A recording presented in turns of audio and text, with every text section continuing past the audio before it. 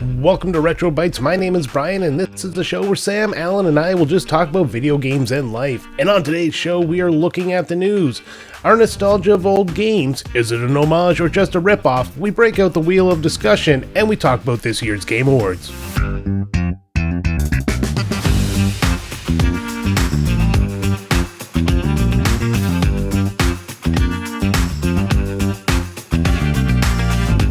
Welcome again to another episode of RetroBytes. It's been a month already, and we are back again for our, let's call it a Christmas special.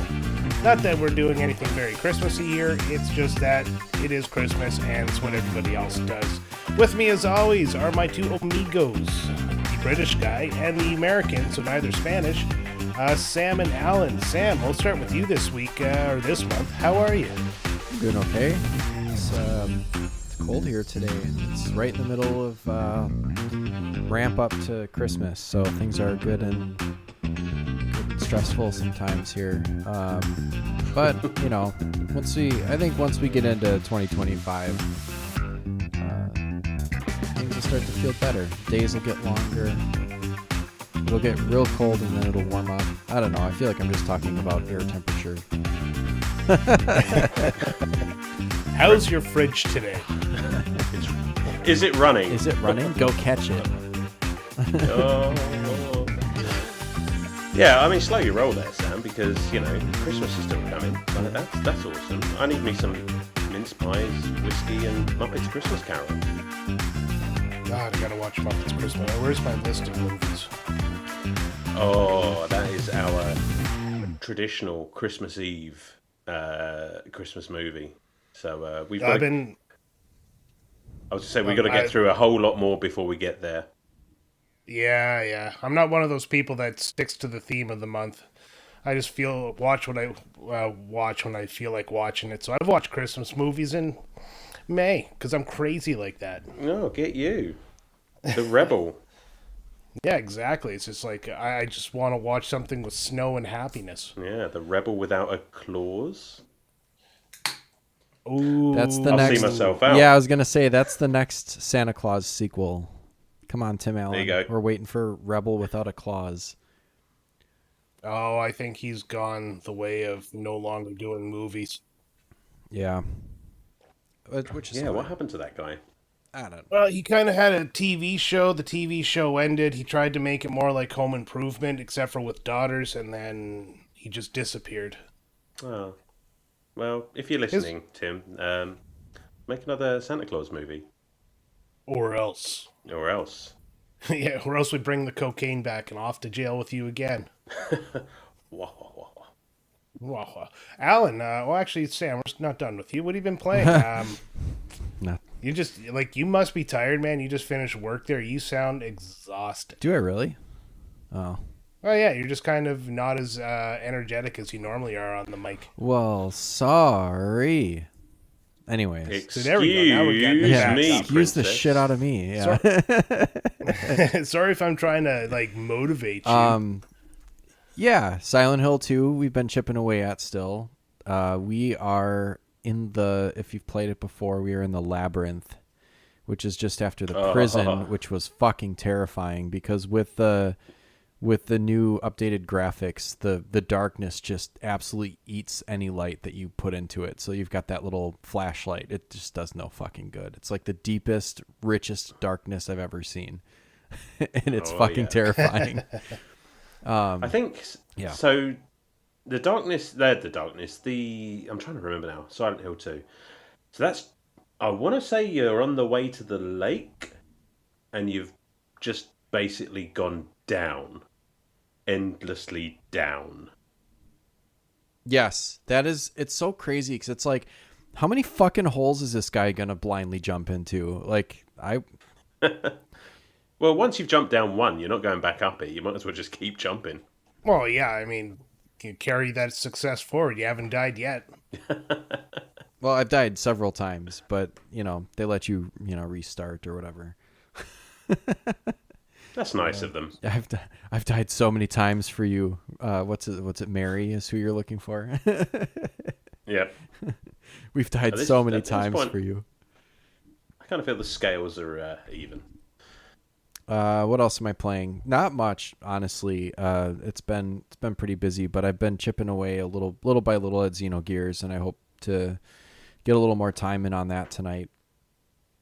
And Oh, that's good. Yeah, I got a good session of Xenogears in today. I kind of got stuck at a part for a bit, and I was not motivated to try to get through it because every enemy would just wipe me out in one turn. And realized I hadn't upgraded my armor in a while, so I got some new new upgrades there on the team, and figured out the pattern of the enemies, and yeah, just made it through this afternoon. I left something for you boys in the chat there about Silent Hill 2. Uh-oh. How the school in Silent Hill 2 is the same as the school in Kindergarten Cop. Wait, what? Is it really? Yeah, let me pop this open and see. A little chart in there, yeah. Are you serious? That's what the post says. Up. That's Silent Hill 1, It's not going right? to make for a fun episode if I shut up. That's is it Silent Hill 1? I thought it was 2. I don't know. It just says Silent Hill. Oh, well. So I don't know. There's no school, and a school would be fucking horrible. There's a school in Silent Hill 1, and it is awful. Yeah, okay, so maybe it's Silent Hill 1. I knew it was one of them. Oh my god, that is crazy. Yeah, so your fun little fact had nothing to do with anything that we're talking about, but No, I figured I'd share. Good radio, though, you know. That's Yeah, actually absolutely. really cool. Alan, you what should have you post been that in up the to? Discord proper. That's a God, I have to well, do not everything. right now. Yeah. Just not like anyone listening is gonna hear it right now. There we go. In a couple of days, they'll be like, "Oh, that's what that dumbass was talking about." Context. Yeah. All right, let's carry this on. Alan, what have you been up to? Oh, just trying to hold on until Christmas, man. Like, I have mentally checked out at work, which, I should clarify because obviously, all of the patients that I see to are listening to this show. And thanks for your patronage. I can still do my job absolutely fine, but the days are dragging. And the weather is awful. We haven't seen the sun for what feels like months now. And there's just been storms and high winds, and it's just been a bit grim over here, really. So we haven't really had much of a chance to go out. Which does mean, of course, I've been playing plenty of games, which that's nice. Good for your completion list, bad for your social life. Social life was left by the wayside some time ago. Yeah, I mentioned on whatever fucking intro I did recently that I was in a bit of a, not a lull, but I was sort of in a holding pattern while I waited for Christmas and the games that were going to come with. And it seems like that has now completely turned around. I'm playing a bit of everything. Still, I'm nearly finished with Echoes of Wisdom. I think I'm like at the last dungeon. So that's good. I should have that done shortly. I'm playing a couple of games for some upcoming quick plays, not the least of which is Spyro 2, I want to say Season of Flame or Ice. I can't remember which one it was. Obviously, I'm not going to say much about that, but I will say it's surprising. And even more surprising is Pepsi Man, which I've been playing up until literally just a few minutes ago. I managed to get my PSP sick, and one of the symptoms is it can now play PS1 games, so that's kind of weird. Crazy. Yeah, how about that? So I managed to get a Japanese-only mascot runner game to work on my PSP, and let me just say, that game is special. Wait, Pepsi Man was Japanese only? Yeah. Weird. Yeah, how about that? Wow. Yeah. All right. So, and what's even weirder is this, like, I don't know if it's, I assume it's translated because everything's in English. So, and even the cutscenes, it has cutscenes. They're fully in English as well. So, special game. Looking forward to talking about that one. And, little sip of rum for effect. I am, of course, replaying Soul Reaver, the remaster that just came out a couple of days ago, and I've been unable to wear any pants since, because there's just no point. because they end up moistened more or less immediately. So I've just decided to go without. Just a cum-filled towel sitting on the couch beside you as you play your favorite game. It's literally Randy from South Park at that computer. Gross. No, it's living up to what I expected, and that's good. Maybe I'll talk about it one day. Oh, there you go. I mean, we'd all love to hear your thoughts on Soul Reaver. Wonder if there's a way we could do that. Soul Reaver All right. Redux, yeah. If only. What about you, Brian? We'll run out of games. We'll have to revisit them. Myself, I have been sick as a fucking dog. Not COVID, happily, but seasonal flu, which normally when I get sick, it lasts me a day, and then the next day I wake up and I'm good to go. This one was 3 days. Low energy, sore throat, coughing up all that, fluid in your lungs, and no energy to play video games. So I kind of took a hiatus, and it happened right as my semester ended for school there, and I handed in my last assignment. So, the first half week of my vacation, I've been sick as a dog. I did, however, today get some Xenogear time in, and I'm at 26 hours into the game. I'm at level 50. I'm at the Shavat. If you know the game, you know where that is. And God, I don't know. I'm really enjoying it, but at the same time, I have this itch to play something else because one of our Patreons gave the quick play game as Radiata Stories, and I have that game sitting on my shelf. Now I want to play that, but I want to finish Xenogears because I promised myself I would. But that PlayStation wrap-up thing came out. Everybody was posting in the Discord, and I went and looked at mine. And I haven't even touched my PlayStation in the month of December. Yeah. And thinking back, I think the last time I actually turned on my PlayStation was when we were playing Sonic 2. Wow. Yeah, the little fella's been ignored. Not to mention, my brother lent me his Wii and a whole bunch of really good games. And there's one in particular, Super Paper Mario, I want to play. But again, I can't. I'm not even hooking it up until I'm done the games I've told myself I'm going to finish. So. Oh, I've been meaning to play that game as well. Yeah, Super Paper Mario is pretty reasonably priced. I think I would maybe pick that up if I see it. Because I also have come into a Wii. I just enjoyed that game so much because you use the Wiimote sideways like a controller, and then one of the aspects of the game is to use it like a flashlight to look through stuff. It was like just really well done because I don't like the Wiimote or trying to flip my arms around, which is why I don't like Twilight Princess on that. Oh, that was so fun. That's a fun game. Or Skyward Sword. It Skyward is a fun Sword game, is not fun. just not on the Wii because I don't like flipping my arms around. Well, you don't have to. You just flick your wrist. Well, I get into it. When I play Zelda, I am Zelda. I'm not sure I appreciate this Skyward Sword hate right now. That's a decent. I mean, barring the Girahim fights, which can go suck a dick. Oh, fuck those. They can suck a dick, but otherwise, I think it's a perfectly serviceable and very enjoyable game. Well, I have it on my Switch, so that's how I'm gonna enjoy that game. I would be interested in trying Actually, it on something on other the than Switch. The Wii. On the Switch, Skyward Sword is much more playable. I actually beat it on the Switch. When I first played it on the Wii U, I couldn't get through it, but on the Switch, it's very good. Yeah, and I've heard that from a lot of people, including my brother, who said he hated the game, and then after playing it on the Switch, he says it's one of the best stories in the Zelda lore. Yeah, they fixed it, and it's a fun, like the puzzles are fun in the dungeons, and flying around is kind of cool when you're not using a Wiimote to do it. Yeah. All right. So that's basically what I've been up to. Shall we get into the news? Do I have to do the da-da-da-da thing again? Sure. Absolutely. Yeah. You started it and you carry on. All right. This month in the news. Oh, God, that's terrible. So good. All right. Over the course of the month, I usually pick out news stories and I throw them in here just to stimulate conversation because I like stimulating you fellas.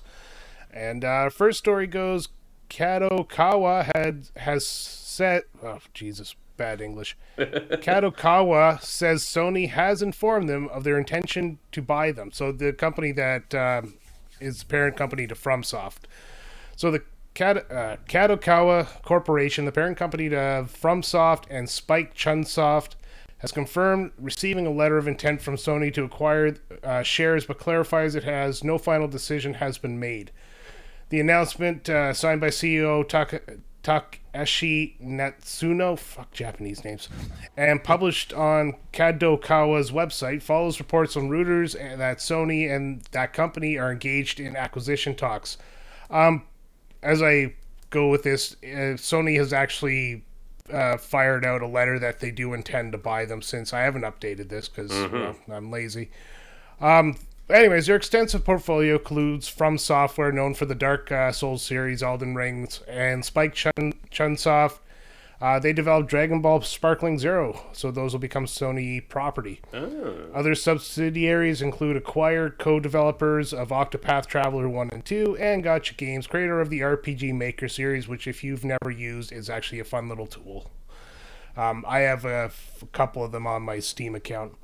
Sony, as he often do, already owns 14% stake in From Software, while Kadokawa holds 70% and Tencent owns 16.5%. The acquisition rumors have had a significant impact on Kadokawa's market value. Following Reuters' report, the company's shares surged 23%, closing at an all-time high earlier this week. Everything else is irrelevant because it is already being confirmed. So that is the story. Sony is picking up another studio. I've heard people compare this to the Activision acquisition, saying that these companies are now just gobbling up studios for their exclusivities. What do you guys think? Well, it's kind of par for the course these days, isn't it? I mean, developers. I mean, it's kind of an arms race. It's not a scene; it's a goddamn arms race. And everyone wants every developer underneath their umbrella. And I don't know. I'm not familiar with FromSoft games. I played about 20 minutes of Dark Souls, and it kicked my ass. And I've never gone back. I should do one day, because I feel like that's a big gamer cred thing. And I don't like games beating me. It still stings to this day. So I mean, I've got no skin in the game with this company, and this. It just seems like it's kind of an inevitability at this point. No. What's your thoughts, just kind of regarding that? All these big game studios are now going to essentially force you to buy one system or another, right? Because Sony is very big on their exclusives, so. Unlike Xbox, who seems to be trying to get some of the games over to PlayStation so they could actually make money, Sony doesn't do that. They have a big enough market share of themselves that they can have these exclusives and still make the big bucks. Right. Do you think you're going to miss out because of it? Well, I'm a bad example because I have both. I think they're kind of maybe just cottoning on to the fact that they need to. I mean, it's sort of Nintendo's MO, isn't it?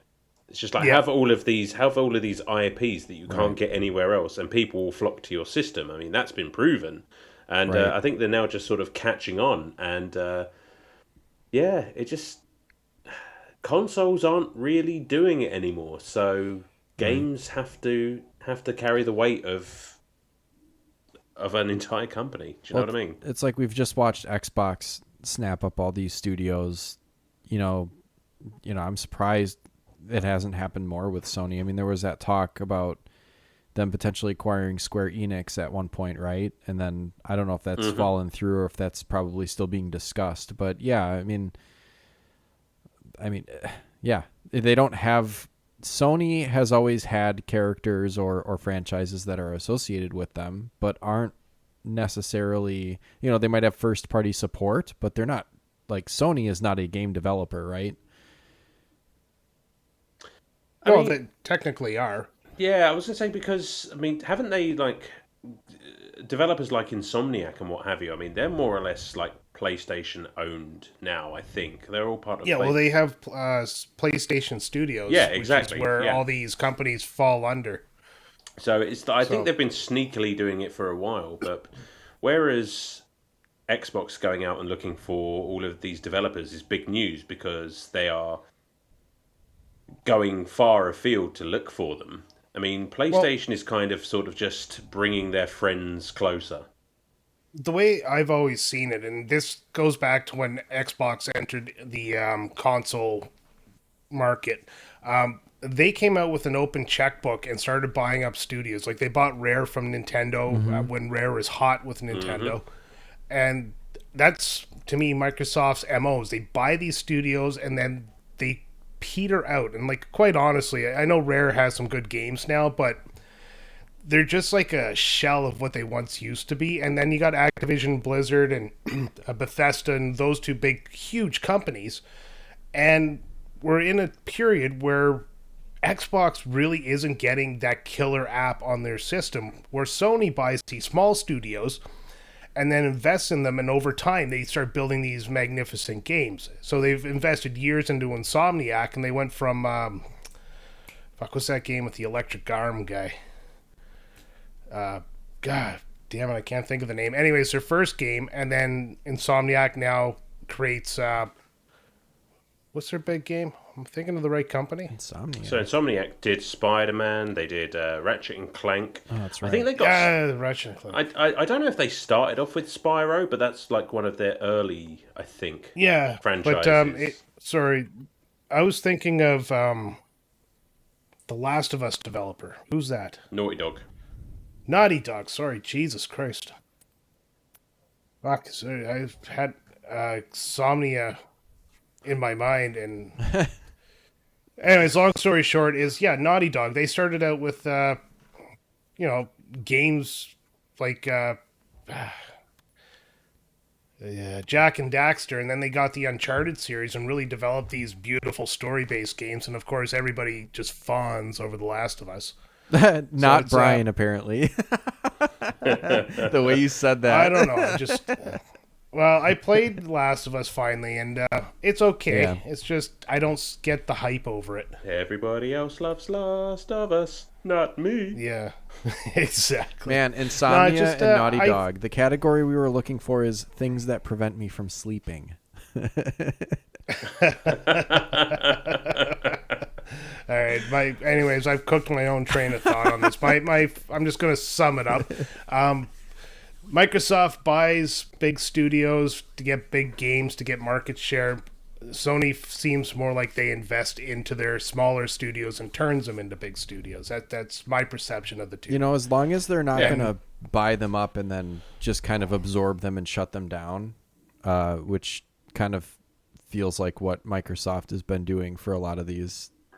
They'll buy up indie studios and then you just kind of fold them in and shut them down. Let's hope that's not the case here. Yeah, they take an indie studio they own, like my entire brain category knowledge of games no worky now. Hi-Fi Rush. So the studio that built Hi-Fi Rush made a banger of a game, got awards, and then the reward for that was being shut down. Right, that's the example. That's the big example I was thinking of. Yeah. All right. I'm going to shut this down before I embarrass myself anymore and move on to the next story. I don't know if there's been any updates on this one. I haven't really heard anything, but Palworld may get help regarding their lawsuit with Nintendo. So Nintendo and the Pokemon Company have filed a lawsuit against Pocket Pair, the developer of Palworld, claiming infringement on 3 patents tied to mechanics from Pokemon Legends Arceus. The contested patents filed as divisional applications from 2001. From a 2001 parent patent involve gameplay elements such as catching creatures with a thrown object, success indicators for capture attempts, and mechanics for riding in-game creatures. Nintendo seeks approximately $65,500 in damages and an injunction that could halt Palworld's availability. Despite Palworld's design drawing significant comparisons to Pokemon, Pocket Pair has defended its position, arguing the patents were pursued after the game's development.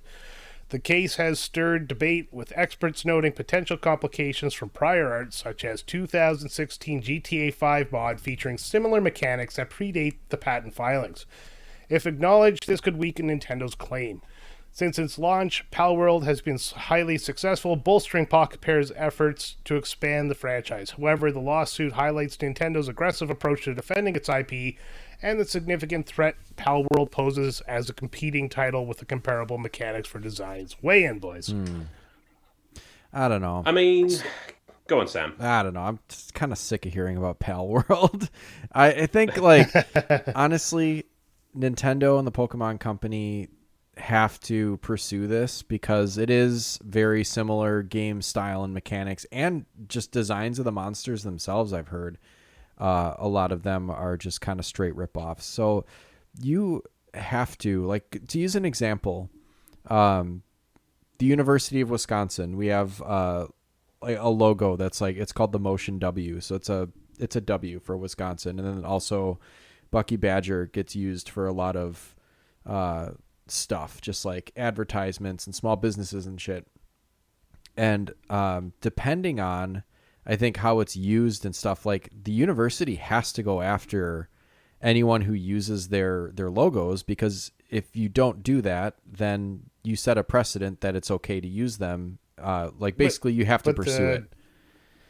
Yeah, the difference with that, though, is that's a direct it's a direct trademark. Nintendo is... But it's this... Nintendo's claiming a gameplay mechanic, which they didn't file a patent for until after the lawsuit. Yeah.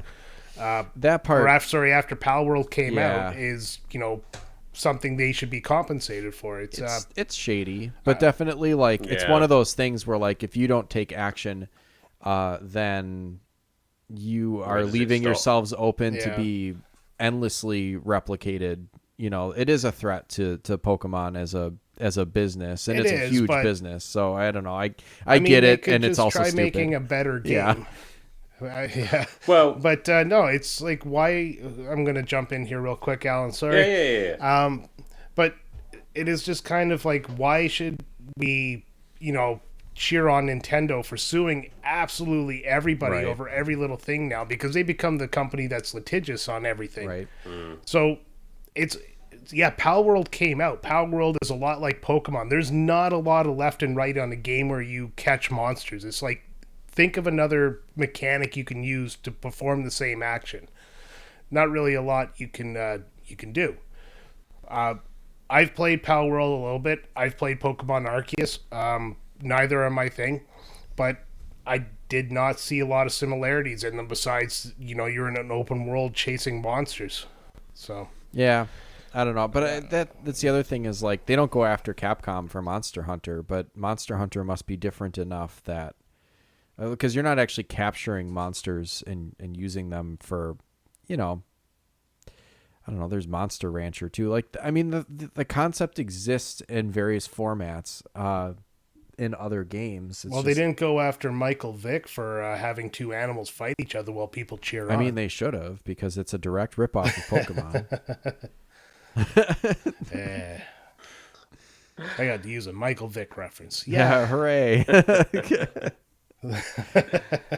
Alan, what's your thoughts on this? I don't know.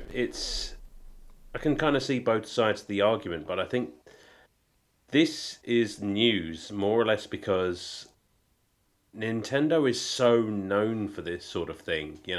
If they hadn't been the company who cried wolf so many times, like, would we even be talking about this? We'd be like, okay, yeah, sure, this makes sense, and it does make sense, but it's sort of on top of everything else that they've done to admittedly less deserving individuals. You just sort of think this is just more on the pile, and it's just like, all right, Nintendo, like, we get it, like, enough's enough.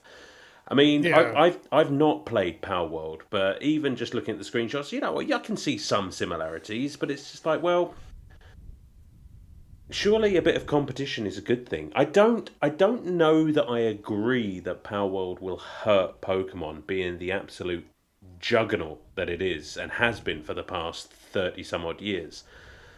I just think, well, guys, you've sort of been coasting on the same Pokemon game now for the past, like, 3 or 4 games. Like, if you are worried about genuine competition, then it's like Brian said, make a better game. Do you know? I mean, Right. I saw recently. What was it? I think it was Nintendo. Now I can't remember the company, but I think Nintendo now own all of the developers who do the Xenoblade series.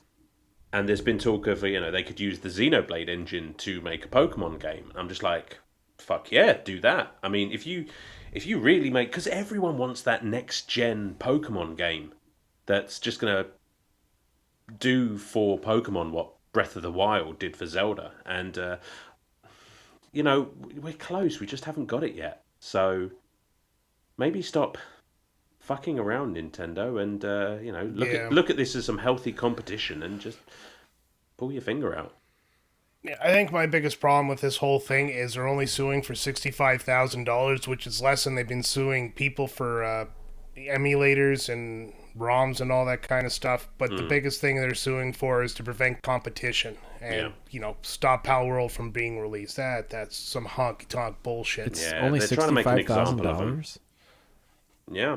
Oh yeah, really little. I mentioned that when I read the story there. I know, but like for whatever reason, like the numbers, I just glossed over the numbers and focused on just the lawsuit or whatever. But it's like, God, Pokemon is pretty much a multi-billion-dollar franchise. So the fact that they're only dedicating like this now, this just seems petty. Like I reversed my previous, like, yeah, you have to, like, if you want to be serious about it, you have to take action on it if you really think that it's infringing on something that's specifically your copyright. And so like even like I mentioned before, like a trademark lawsuit for using a logo or something like that seems really silly. But if you don't pursue every infraction of your trademark, then you don't get to keep it, unfortunately. But this is just like, it's excessive, especially since they patented the gameplay mechanics after the fact. I don't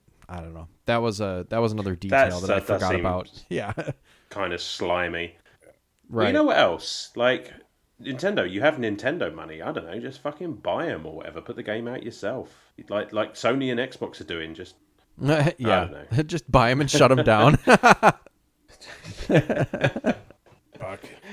Oh, jeez.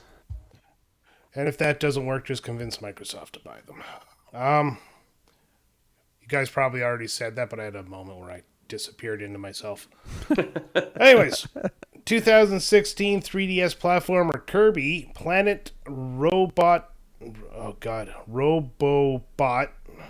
I don't know if that's a typo or not. No, that's right. Robobot. Okay, I'll start that again. 2016 3DS platformer Kirby Planet Robobot is rumored to be coming to the Nintendo Switch next year. There is no story here. I just wanted to use it as a segue into topic number 1, which is, with the many remakes and remasters being released today, how do you boys feel about how they balance the nostalgia of the original game with the new mechanics?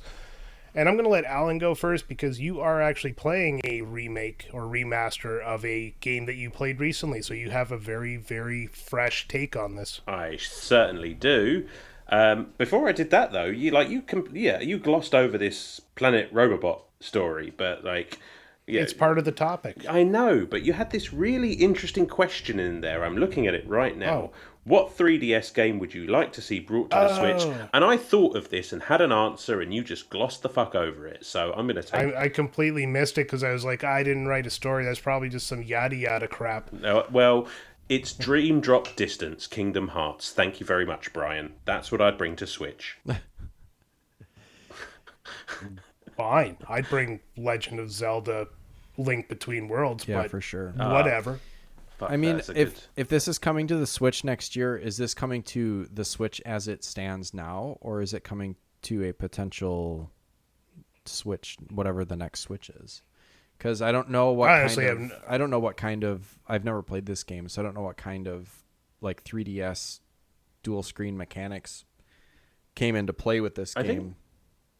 Well, they would, if they're going to port a 3DS game, they're probably going to change. If it's going to the Switch, they're going to change it up so it works on the one screen. But your guess is as good as mine. They haven't announced a new Switch as of this recording, so This probably a sounds remake. this sounds like a Switch game that's like they don't want to use any of their big guns, so they just want to like drag out that last few months of the Switch being on sale. I like Yeah, maybe it'll go to both, but I feel like this is just like, well, we're already working on the next big games. We just need something to plug a gap. yeah, that actually makes a lot of sense. Feed the fans with the food they've already eaten before. Before Kirby All right. eats it all himself. But Yeah, let's let's get get into on to it. the remaster remake. Same question I asked before you rudely interrupted me, Alan. What is your take on how the nostalgia is being treated inside these games? It wasn't rudely, Brian. I'm British. We're never rude. Sorry, my bad. So, yes, I am playing Legacy of Kain Soul Reaver Remaster. You may have heard me talk about it. And remakes, remasters, two very different things.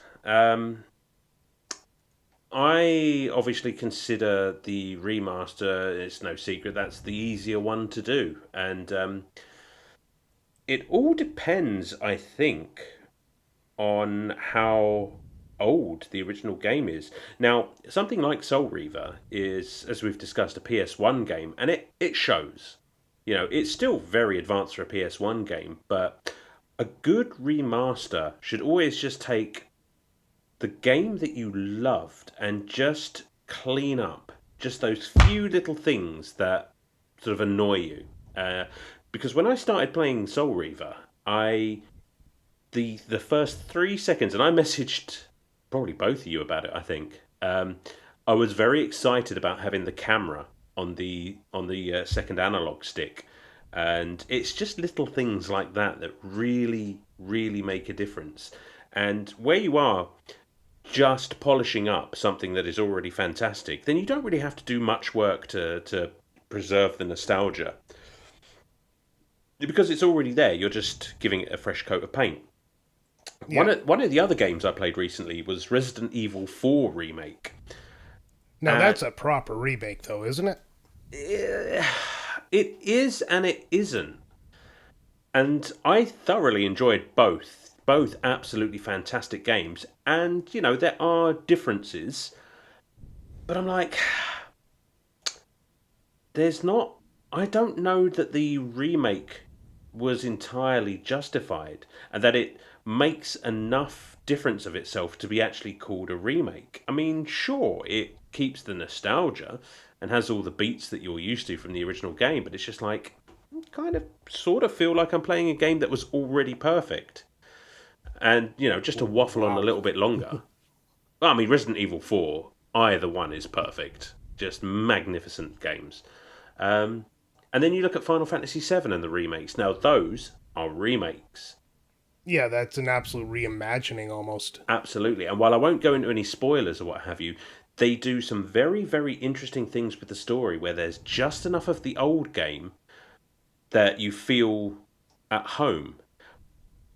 But at the same time, they're not letting you just coast by on knowing what's going to happen next. They change it up just enough to keep it fresh and keep it exciting. And I think that is what makes a great remake. I'm going to go to sleep now. Sam, what about you? What's your thoughts on the remake, remaster, nostalgia, and all that good stuff? Oh man, I'm all for it. I haven't played the Soul Reaver one yet, but based on Alan's comments the last few days and pictures and stuff, yeah, I'm real jazzed for these because they're high quality. Like, they didn't always used to be high quality when they first started making these remakes or remasters. They haven't been good. They've been kind of crapping out, just cash grab remakes of things or remasters of things on collections. And now I think they finally hit their stride, or there's studios that specialize in remakes and remasters or collections of retro titles. And I'm going to cut you off here real quick. Go for it.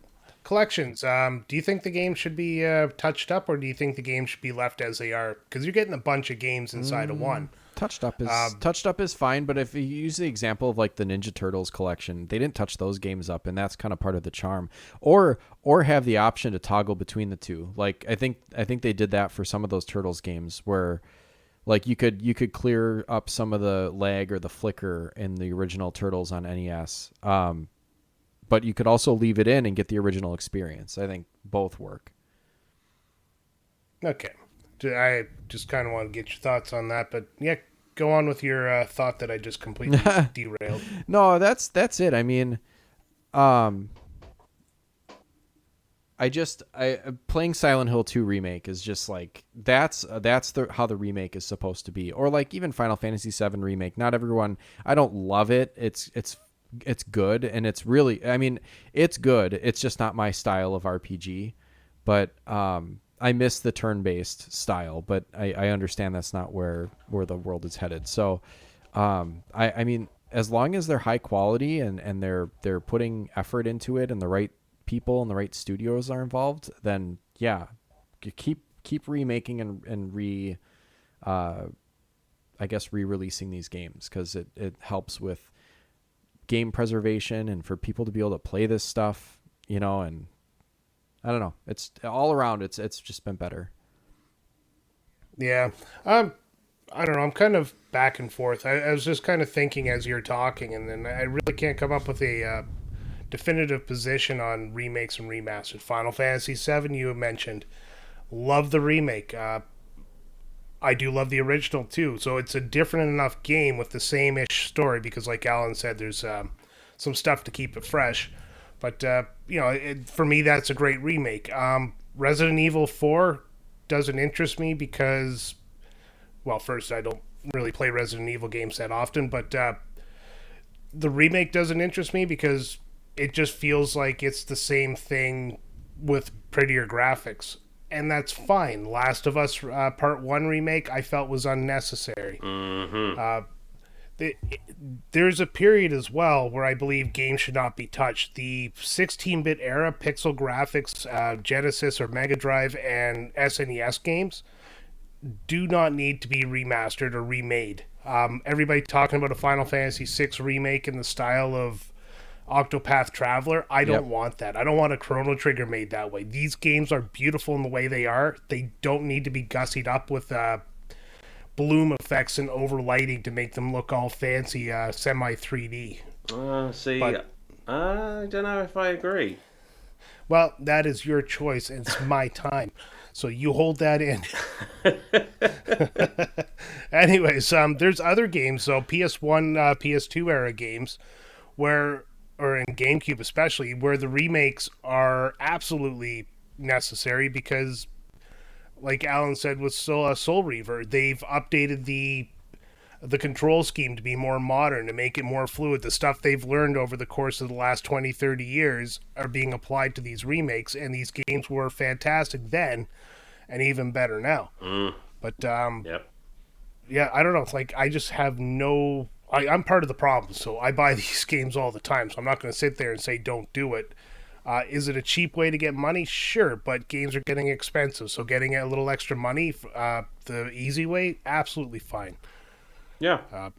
Other than that, no, I really hope when you do sell a remastered game for $40, you at least took the time to make it look good, because there's some games that are called remaster and it looks exact same or even worse than the original.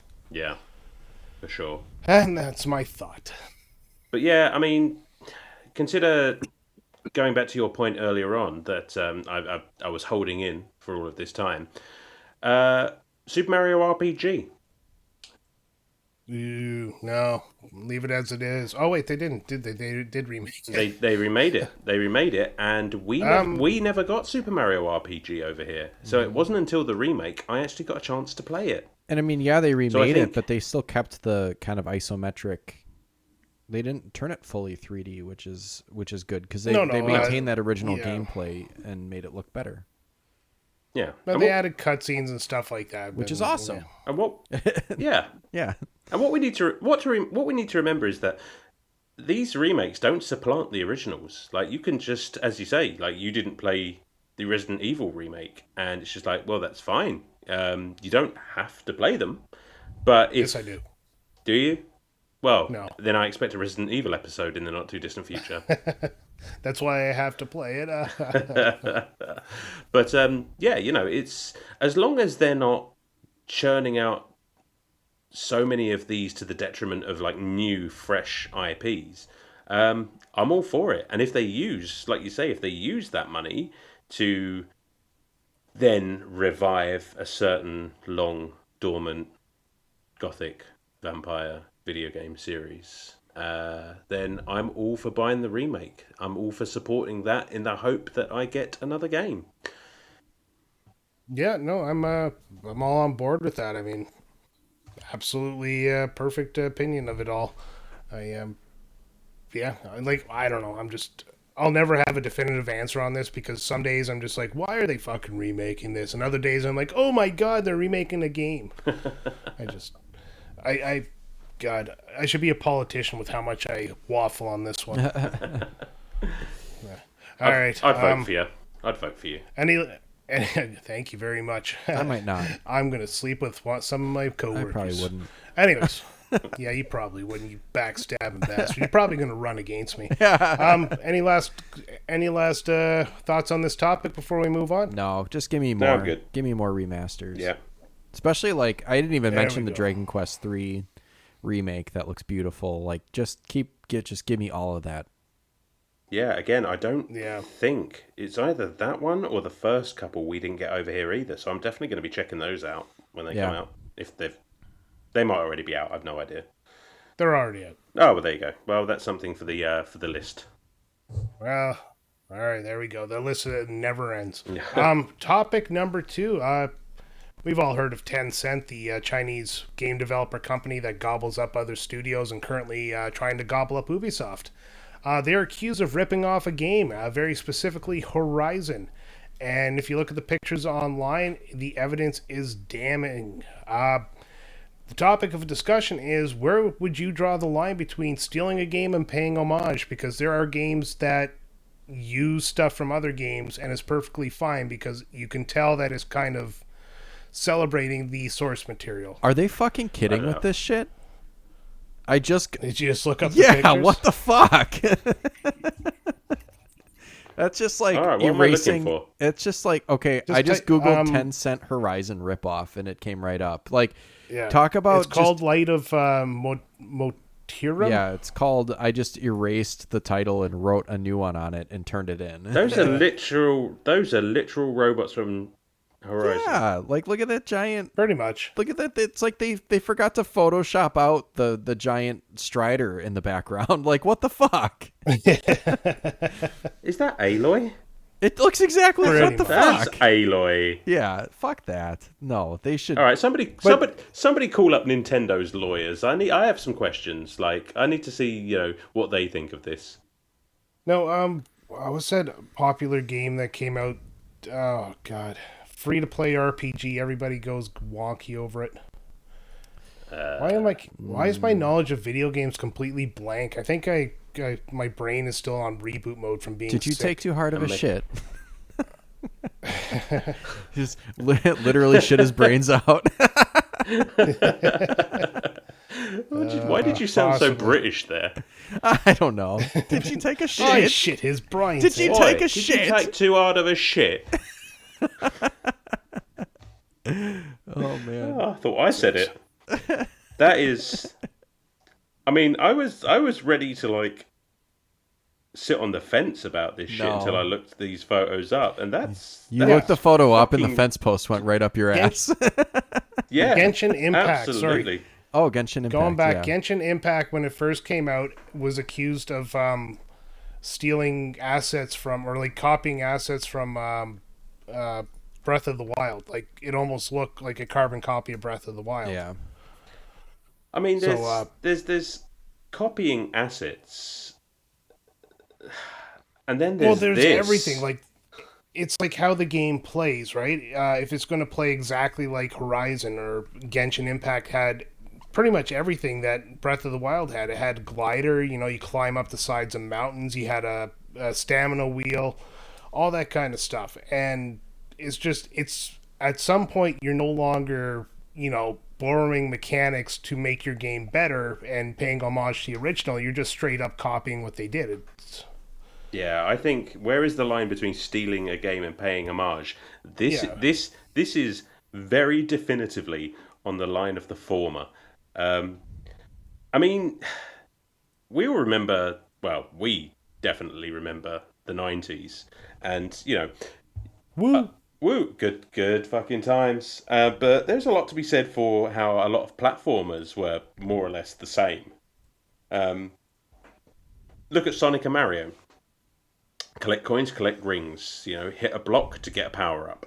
There are a lot of similarities there. Neither one is paying homage to the other, but there's only so much you can do within a certain genre. But this, I'm looking at these pictures and I can't tell what game I'm looking at here. It's just like, is this a comparison picture, or is this actually the game, or what? It's just like, I think if all of the facets of a game are that close, you've got to start asking questions. Mm-hmm. Yeah, they didn't even change. They didn't even change the color palette. No, I mean that's what's most outside striking. But outside of China, I mean, if Tencent's a Chinese company, they probably got the backing of the Chinese government. And outside of China, the only thing you can do is sue them in the country they're in. But is that really going to resolve anything, or does Tencent get to do what they want because they are a Chinese development company? Well, that goes back to it again. Like, it's one of those things where, yeah, it's going to be a pain in the ass, and it's going to be awful and costly and take a whole bunch of time. Everyone is going to have to waste their time and money on this, but it's like, you let them get away with it, they're going to do it again. They're going to rip off whatever other, like, Tencent is going to have blank check to not have to answer to anyone if this isn't somehow addressed, because there are like, I'm sure, ways to look at this internationally. I don't obviously deal in international copyright, but like the Chinese rip off, and this isn't to say like just in general,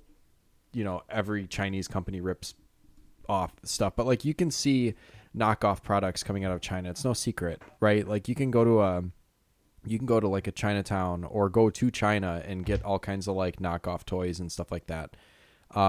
This is kind of that on a kind of a more global scale, because they're developing a game that ostensibly I would think would be marketed to everyone, right? I mean, it's Tencent.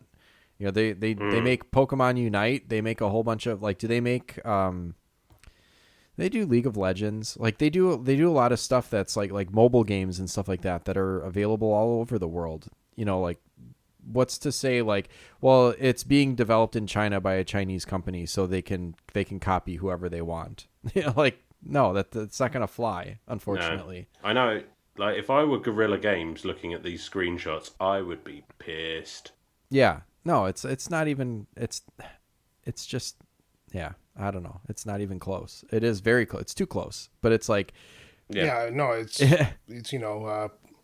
copy my homework but change the name, right? Yeah. You just erase the top. Paying homage to a series is like, I don't know, Saints Row to GTA. Right. It's just like taking the concept and just going completely into the ridiculous. Right. Or if you were to say, like Breath of the Wild and Horizon, they're very similar games, but you wouldn't say that one is a direct ripoff off of the other, because they're just two games in the same style that obviously have very different aesthetics and color palette and plots and all of that kind of stuff. Yeah. These ones are just crazy similar.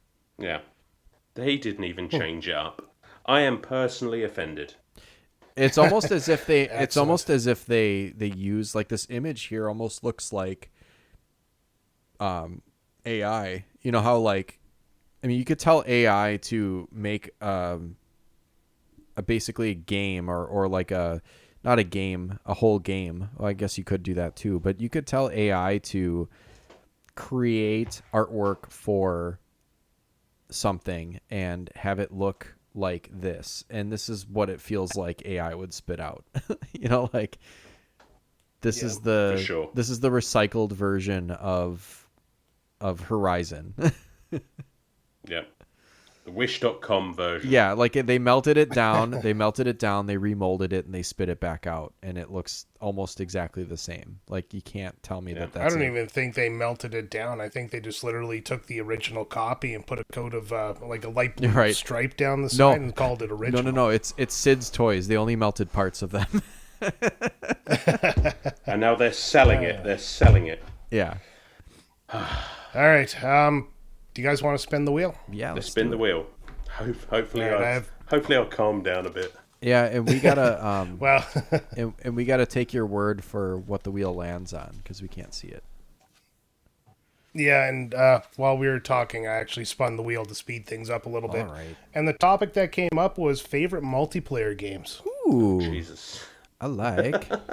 So I know, like, this is a good one because I'm not really a huge multiplayer fan anymore, but I got some games, tucked away. I'm not either, but I would posit a few as well. Go ahead. Sam, you go ahead. Oh, you want me first? Okay. Favorite multiplayer games are, for me, always going to be Mario Kart.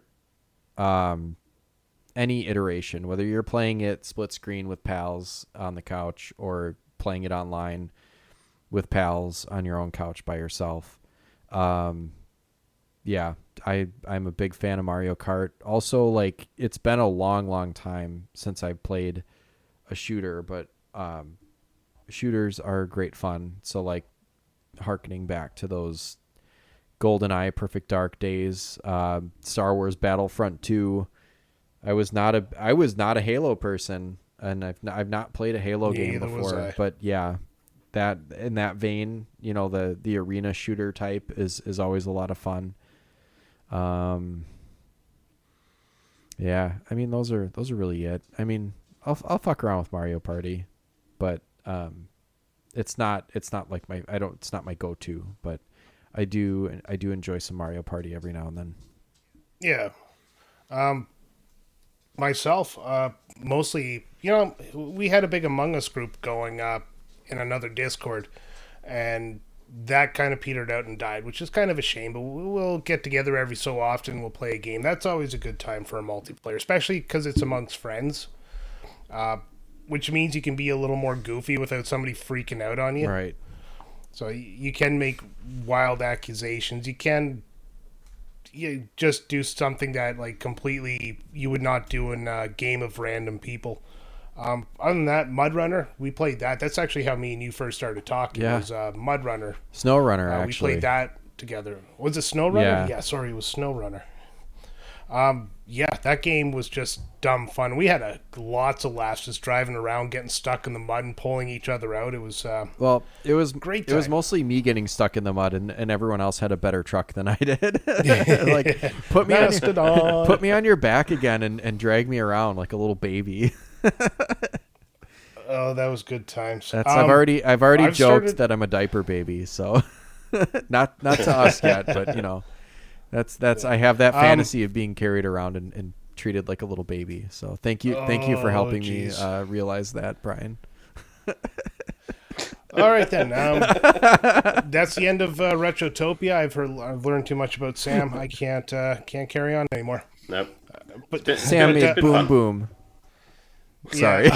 Yeah, other games I like are party games. I've started playing Jackbox with some members of the Remember the Game Discord every couple of weeks. I don't get in there as often as I'd like, but it's a lot of fun. Again, it's just a bunch of people who are there to have a good time and be goofy. Is Jackbox like the spiritual or predecessor, descendant of You Don't Know Jack? Do you remember that game? I think it is. Okay, because those were like back in the days when DVD players were new, and they had those quirky board games that you could like play with the DVD player, like Scene It and stuff like that. You remember those? Yeah. But no, it's just a collection of games, fun games you screw around with.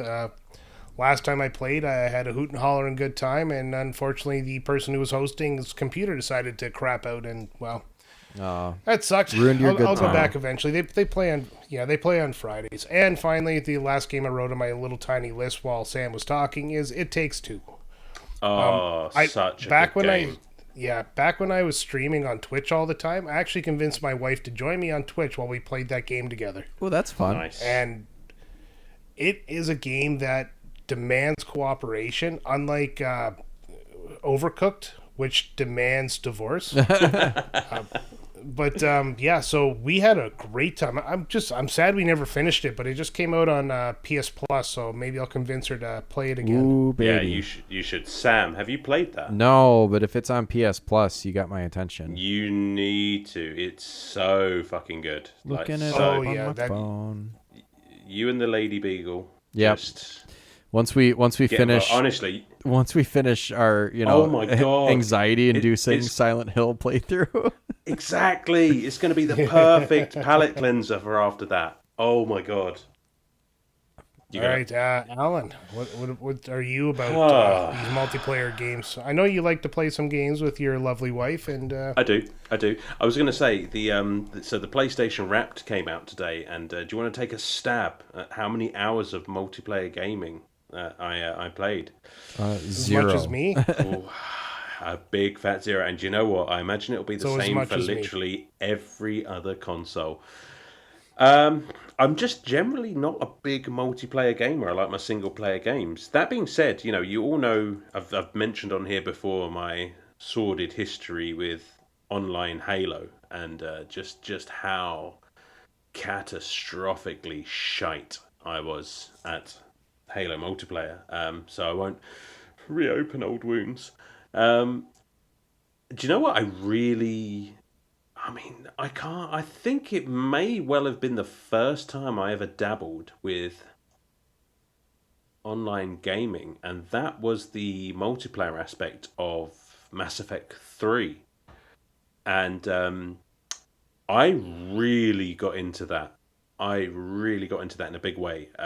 It's basically just a team-based thing where it's you against whatever nasty beasties, be it husks or collectors or whatever the fuck.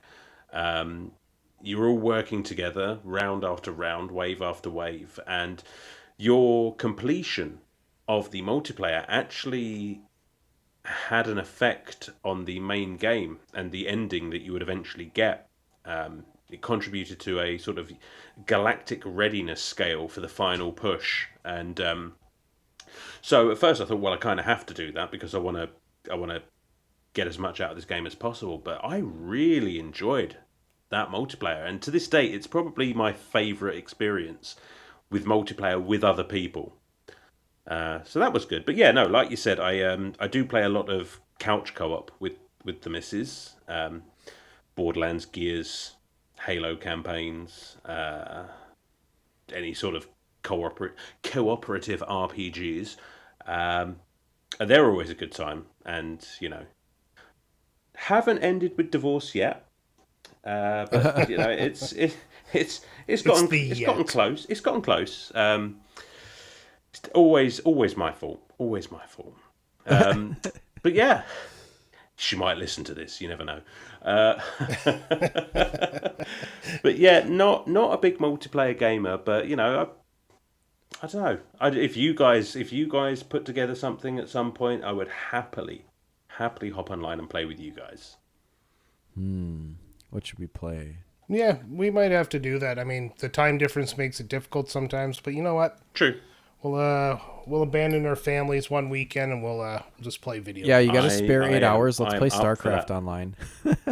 Let's do it. Get into an hours long stalemate. Oh, we got to play like Civilization 6. The game can go on for days. Just no Halo. Yeah, definitely no Halo. All right. I'm happy with that topic. Anybody else have anything to sum it up? Good wheel. That was a good wheel. Yeah. No, but every so often, I mean. Yeah. Every so often we get a good topic out of the wheel.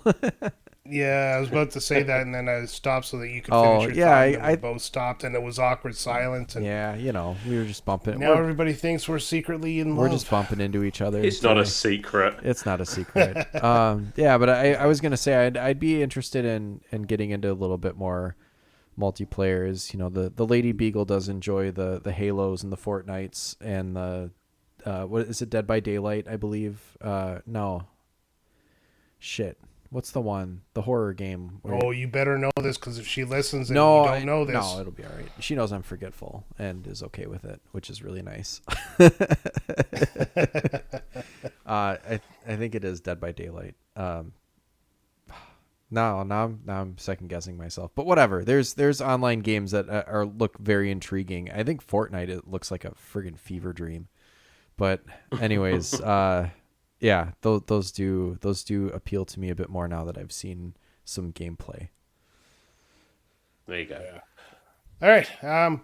We're recording this on the 12th of December, at least over here in North America. Alan is probably tickling the teats of the 13th of December. Oh, you tickle those teats. Friday the 13th I teats. certainly am. I am. Yeah, you know what that means? Do you know what it means? It means the Game Awards are on tonight. Yeah. So our hook topic for this episode is the Game Awards are upon us, and this year's Game of the Year contenders are causing a stir with a DLC being nominated. What should and shouldn't be eligible to take the top prize? Also, are the actual Game Awards worth the trophy, or should it just stick to the game reveals?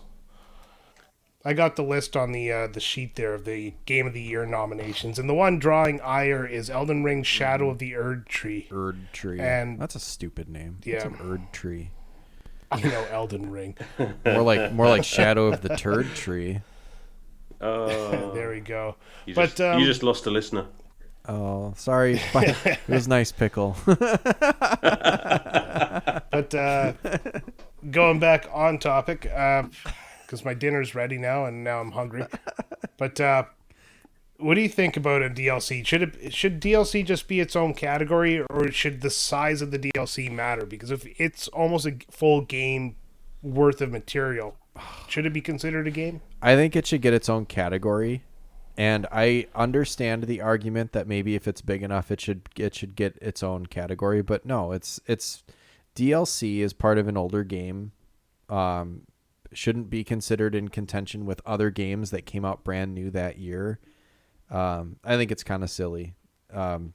Maybe it's a great DLC. That's awesome. But there's enough other DLCs that come out every year for dozens of games that you could come up with a category of just DLC of the year on its own. Yeah, it's true. Then what's your thoughts on remasters like Resident Evil 4 competing last year for it? If it's different enough, like, okay, let's use the new Soul Reaver, not even a remake, but a remaster as an example. Because, I mean, you could consider that a partial remake. I mean, it's different looking enough that, the game mechanics and everything are the same, but the game itself just looks so much better. And maybe some of the controls are cleaned up and shit like that. That I don't think counts as its own brand new game. But if there's enough added scenes or different mechanics or anything, like Final Fantasy VII Remake is a different game than Final Fantasy VII and should be considered a new game. I have not played either Resident Evil 4 or the remake, but if it's enough of a remake, like they've stripped it all the way down and gone back up with it and fully remade that game, then that counts as a Game of the Year contender. I was surprised that Silent Hill 2 wasn't on the list, to be honest, because I know that it's not that different than the original, but it is, just gorgeously remade. Like, such a good game. Yeah, well, if Resident Evil 4 can be nominated, Silent Hill 2 should have been. Yeah, I think it should have been, to be honest. Like, Alan, yeah. what's... go ahead. Alan, what's your thoughts on this? Do you know what? Like, whatever. All right, thanks for another great episode. That's my... who... I mean, do we really care who's on the list for Game of the Year? I mean, who are these people that are so bent out of shape about it? It's just like, they're the internet. Yeah, I suppose it's all the actually nerds that just like. I mean, it's. I'm trying to think of the point I'm trying to make, and I think I'm still pissed off at Tencent. Yeah. I mean, I can see the argument that it's not a whole new game. Maybe it speaks to the fact that perhaps it's not been the most stacked year for games, but I mean, speaking for myself personally, I don't really care what wins Game of the Year. Like, I'm going to play what I'm going to play, and I'm going to enjoy what I'm going to enjoy, and it's just like the Game Awards are really, I think, for the people who made the game, to show recognition for their efforts in making the game. And you know what? If enough people worked hard enough on this Elden Ring, what have you, then whatever. I mean, do I think it should be on the list? No, maybe not. But am I that like pissed about it? No. Didn't Elden Ring already win Game of the Year once? When did it come out? A couple of years ago, a year ago. I'm not sure. I'm pretty sure it won Game of the Year. So, kind of feels a bit sneaky to get on there twice, but yeah, Elden Ring won 2022 Game of the Year. There you go. So, okay, that's kind of sneaky, but at the same time, it's just like I'm just there to see what new goodies are coming out soon. I don't really care who wins what. I just hope everyone has a good time. And nobody does, because Hideo Kojima spends 20 to 30 minutes talking in Japanese about God knows what, because nobody can decipher the mind of that man. I tell you what, I am stoked for Death Stranding 2. You leave my Hideo Kojima alone, that weird bastard. I love him. All right, I'm gonna counter your opinion on this. I don't think DLC should be in there at all, and I honestly think games should be based like Game of the Year games or anything like movies, Oscars, Golden Globes, all that kind of crap should not be based on a couple of people's opinions on what they think should be nominated. I think it should be metric based, like most profitable or something. And you get nominated on there, and then you let the internet decide, because the internet likes to have an opinion, and it's what the internet does best. As for the Game Awards themselves, absolutely useless. A waste of time between trailers. And that's all I watch it for, and that's all I'm going to watch it for tonight in about 2 hours and 10 minutes. See, I agree. I agree with that. And you know what, Brian?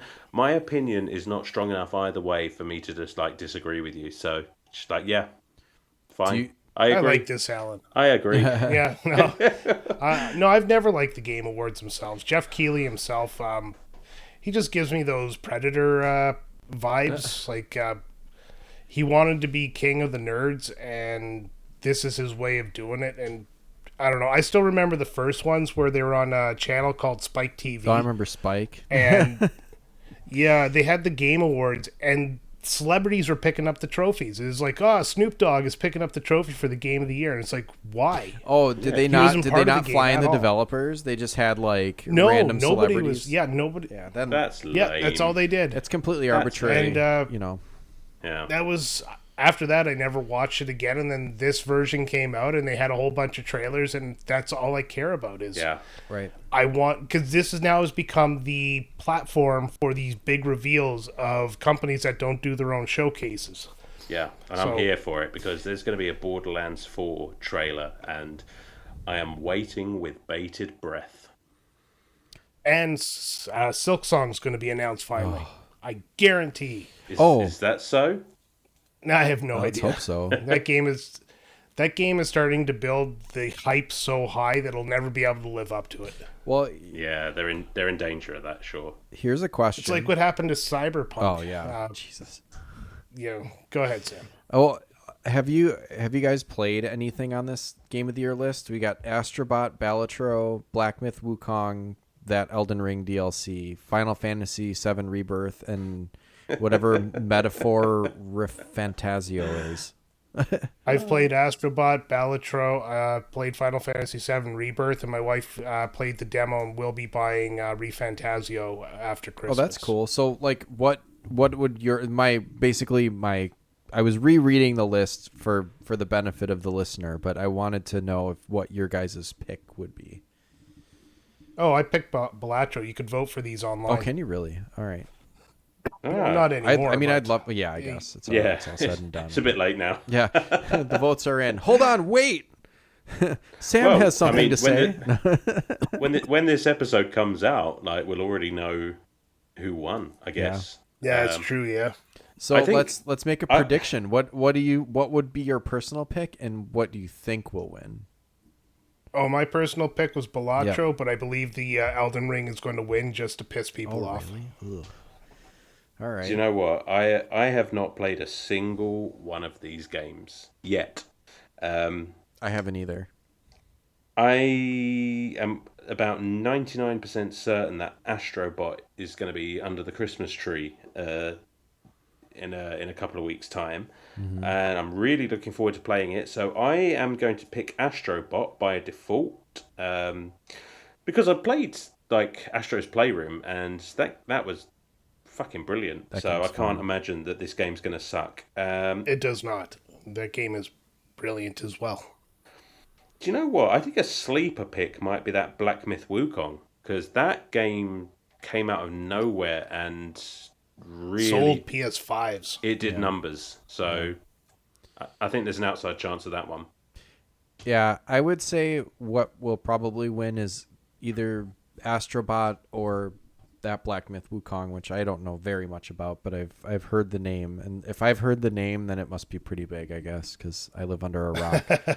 But yeah, one of those two. It would be disappointing if that DLC, like even if it's good or as good as it may be, I think it would be disappointing if a DLC came in and kind of overshadowed new games that came out this year.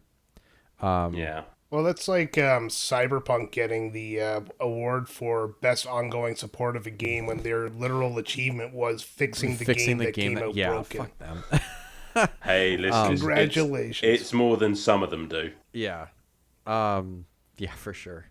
I would say, like, okay, so that's what I think will win is probably Astrobot or Wukong. But what I would love to have happen is for Balatro to win, because I think Balatro actually has a good chance. It is hugely popular. That is an indie that came out of nowhere and looks awesome. And from everyone I've heard talk about it, it is awesome. So yeah, that would be my pick. To play that. You got to. It's on your phone. Get it on your phone and then become addicted. I'm looking. I don't like playing stuff on my phone. This game is like designed for a phone. Yeah. What else is it on? It was designed for a phone before it came out on the phone. Is it on Switch? Yes. Yeah, it's on Switch, Steam. I think it's on everything. Phones. Oh, well, I actually have it on my phone, Switch, and Steam. Damn. I'm not going to check the Nintendo store now because that is a fucking rabbit hole. Yeah, that's usually like I start to find stuff that I want, and then, ugh. Yeah. All right, boys. It's the end of the main show before we get into the Patreon only topic. And who wants to tell them where they can find our Patreon? Linktree. Anyone? I guess. LANKTR. I love making you guys sit there in science. Patreon/Retrotopia. Yeah, very well done. Yes. There we go. And all the socials, are on the Linktree. Yeah, and check them out. Yep. Get involved. Yeah, absolutely. Join the Discord. And I'm at Stormbeagle on Instagram with a 0 for the O. Oh, look at you selling yourself like a whore. Hey, it helps promote the show too. I got some more followers. I got some followers. I got to start doing that. Yeah. Yeah. I started a Blue Sky, the Twitter Exodus app, and oh god, I've been trying to post more and more and more, but I keep seeing some people that post like 16, 17 times a day, and it's I just don't know how they can do it.